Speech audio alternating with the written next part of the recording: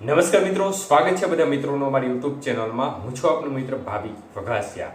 તો મિત્રો, ખાસ કરીને આ વિડીયોના માધ્યમથી આપણે વાત કરવાની છે ખાસ કરીને કેરાલા નજીક અરબી સમુદ્રમાં સિસ્ટમ છે તે બાબતની માહિતી જાણીશું, તેમજ પ્રી મોન્સૂન એક્ટિવિટીના વરસાદ બાબતની માહિતી જોઈએ તે પહેલા જે પણ મિત્રો નવા છે તે ચેનલને સબસ્ક્રાઇબ કરી લેજો.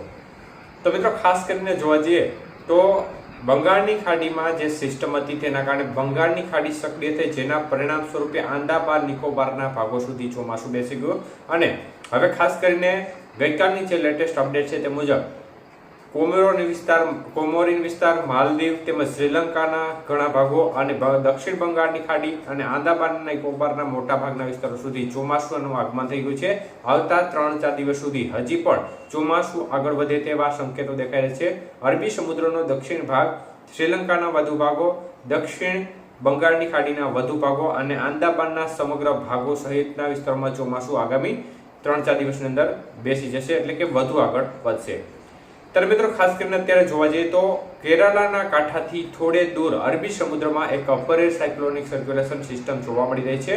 તો આ સિસ્ટમ છે તે આવતા 4-5 દિવસ સુધી હજી સક્રિય રહે તે પ્રકારની શક્યતાઓ દેખાઈ રહી છે અને સિસ્ટમ ક્રમશઃ ઉત્તર દિશા તરફ થોડી ગતિ કરે તેવી સંભાવના દેખાઈ રહી છે. જોકે સિસ્ટમ ગુજરાત સુધી આવવાની શક્યતાઓ અત્યારે જણાતી નથી. સિસ્ટમ જો હજી 3-4 દિવસ સુધી દરિયામાં રહે તો આ સંજોગોમાં તેમને થોડું બળ મળે તો આ સંજોગોમાં તે મજબૂત બની લો પ્રેશર સુધી પણ જઈ શકે છે.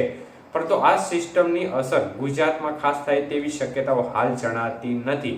પરંતુ પ્રી મોન્સૂન એક્ટિવિટી છે તે છૂટાછવાયા ભાગોમાં દક્ષિણ ગુજરાતના જે મહારાષ્ટ્રને અડીને આવેલા જે ભાગો છે તે ભાગોમાં જોવા મળી શકે છે ક્યાંક ક્યાંક, અને સૌરાષ્ટ્રના કાંઠા વિસ્તારો છે તેમાં 23 તારીખ આજુબાજુથી પ્રી મોન્સૂન એક્ટિવિટી છૂટાછવાયા ભાગોમાં જોવા મળી શકે છે. વિસ્તાર ઓછા હશે, વધુ વિસ્તાર નહીં હોય, પરંતુ પ્રી મોન્સૂન એક્ટિવિટીની શક્યતાઓ દેખાઈ રહી છે.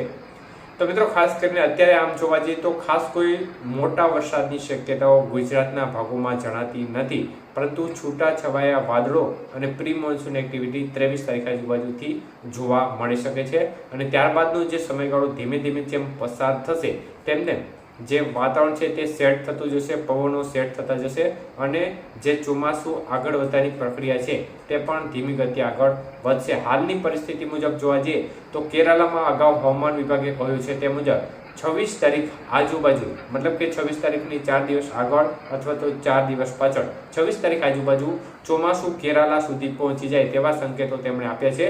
એટલે એક પ્રકારે સારી સાઇન ગણી શકાય અને આપણે આશા રાખીએ કે ત્યારબાદ પણ ચોમાસાની રફતાર છે તે ઝડપથી આગળ વધતી રહે અને ચોમાસું છે તે ગુજરાતના ભાગોમાં પણ સમયસર પહોંચે તો ખેડૂત મિત્રો માટે એક સારી વાત ગણી શકાય. એટલે આપણે આગામી દિવસોમાં પણ જે પણ પરિસ્થિતિ થશે તે બાબતની સતત અપડેટ તમારા સુધી આપતા રહીશું.